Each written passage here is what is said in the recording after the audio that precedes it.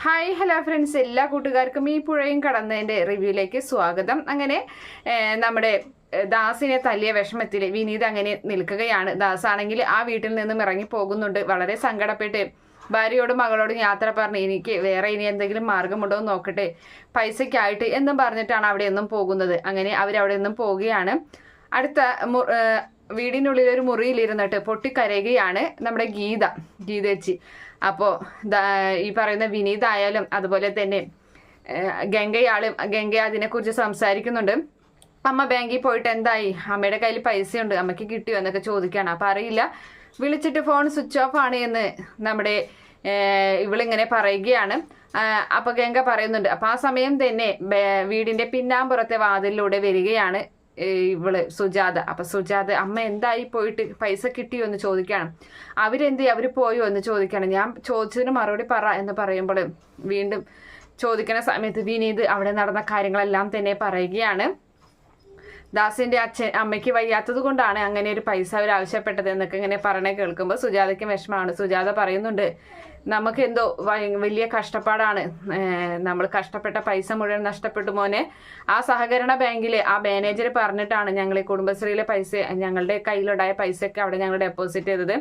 ആ പൈസ ഇപ്പോൾ അവിടെ നഷ്ടപ്പെട്ടു. ആ ബാങ്ക് ഇപ്പോൾ പൂട്ടിയിരിക്കുകയാണ്. പോലീസൊക്കെ വന്ന് അന്വേഷണമൊക്കെ തുടങ്ങിയിട്ടുണ്ട്. ഇനിയിപ്പോൾ അന്വേഷിച്ച് പിടിച്ച് ഇനി ഏത് കാലത്ത് പൈസ കിട്ടാനാണ് എന്നൊക്കെ ഇങ്ങനെ പറഞ്ഞ് സങ്കടപ്പെടുക. ഇനിയിപ്പോൾ ഞാൻ എന്ത് ചെയ്യും അവൾക്ക് പൈസ കൊടുക്കാനായിട്ട് എന്നൊക്കെ പറഞ്ഞ് സുജാത അങ്ങനെ ഇരുന്ന് കരയുകയാണ്. അപ്പോഴാണ് ഗംഗ ഒരു മാല എടുത്തിട്ട് കൊടുക്കുന്നത്. എന്നിട്ട് പറയുന്നുണ്ട്, ഇതെൻ്റെ അച്ഛൻ എനിക്ക് ആദ്യമായി തന്ന മാലയാണ്, ഞാൻ എൻ്റെ അച്ഛൻ്റെ ഓർമ്മയ്ക്ക് വേണ്ടി വെച്ചിരുന്നതാണ്.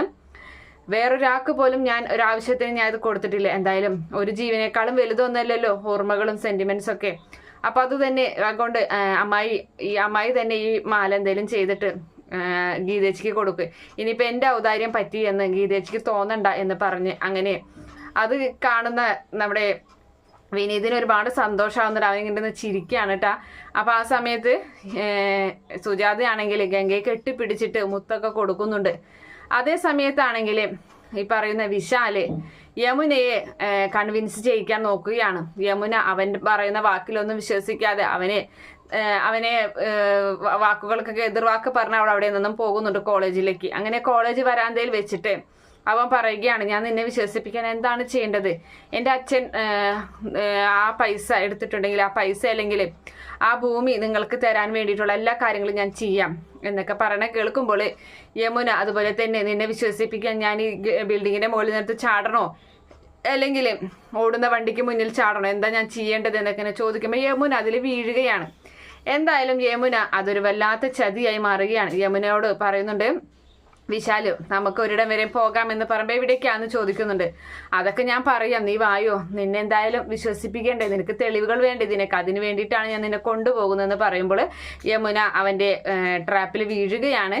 അങ്ങനെ അവളെയും കൊണ്ട് ഒരു വീട്ടിലോട്ടാണ് ഒരു പഴയ ഒരു തറവാട് പോലത്തെ ഒരു വീട്ടിലോട്ടാണ് പോകുന്നത്. അവിടെയാണെങ്കിൽ ഈ വിശാലിന്റെ കൂട്ടുകാരന്മാരെല്ലാം തന്നെ അവിടെയുണ്ട്. പിന്നെ തന്നെയല്ല യമുനയെ റൂമിലകത്താക്കിയിട്ട് വിശാലിങ്ങനെ നിൽക്കുകയാണ്. അപ്പൊ യമുന പറയുന്നുണ്ട്, ഒരിക്കലും ഞാൻ നിന്റെ വാക്ക് വിശ്വസിച്ച് ഇവിടേക്ക് വരരുതായിരുന്നു, ഞാൻ ഇവിടേക്ക് വന്നത് തെറ്റായിപ്പോയില്ലേ എന്നിങ്ങനെ പറഞ്ഞ് കേൾക്കുമ്പോൾ യമുനയെ ആ റൂമിലോട്ട് തട്ടിയിട്ടിട്ട് വിശാൽ പുറത്തിറങ്ങുകയാണ്. വിശാലിന്റെ മറ്റൊരു മുഖമാണ് ആ സമയത്ത് നമ്മുടെ യമുന കാണുന്നത്. യമുന തുറക്കട വാതിൽ എന്ന് പറഞ്ഞ് അവിടെ നിന്നും പൊട്ടിക്കരയുകയാണ്. പക്ഷേ വിശാൽ അത് കേൾക്കുക പോലും ചെയ്യുന്നില്ല. അവരവിടെ മദ്യപിക്കുകയും അതുപോലെ തന്നെ യമുനയെ റേപ്പ് ചെയ്യാൻ വേണ്ടിയിട്ടുള്ള കാര്യങ്ങളൊക്കെ ഇങ്ങനെ ആലോചനയും കാര്യങ്ങളൊക്കെയാണ്. യമുന ആകെ പൊട്ടിക്കരയുന്നുണ്ട് അവിടെ ഇരുന്നിട്ട്. അതുപോലെ തന്നെ വീട്ടിലാണെങ്കിൽ യമുനയെ കാണാത്തതിൽ വലിയ സങ്കടത്തിൽ ശാരദ പൊട്ടിക്കരയുകയാണ്.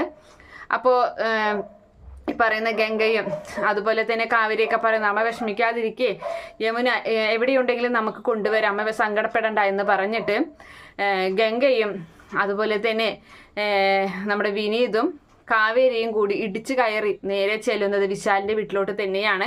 അപ്പോൾ വാതിൽ തുറക്കുന്നത് അവന്റെ അമ്മയാണ്. ആ അമ്മയെ തട്ടി മാറ്റി നേരെ ജയപാലിന്റെ അരികിലേക്കാണ് ചെല്ലുന്നത്. എന്തായാലും അവിടെ ഒരു പ്രകടനം തന്നെ നമ്മുടെ കാവേരി കാഴ്ചവെക്കുന്നുണ്ട്. അതുപോലെ തന്നെ യമുനയെ കണ്ടെത്തുകയും ചെയ്യുന്ന ഭാഗമൊക്കെ എന്തായാലും നാളെ കാണിക്കാൻ പോകുന്നത്. ഈ റിവ്യൂ ഇഷ്ടപ്പെടുകയാണെങ്കിൽ ഈ ചാനൽ ഒന്ന് സബ്സ്ക്രൈബ് ചെയ്ത് സപ്പോർട്ട് ചെയ്യണേ. Okay friends, bye, thank U.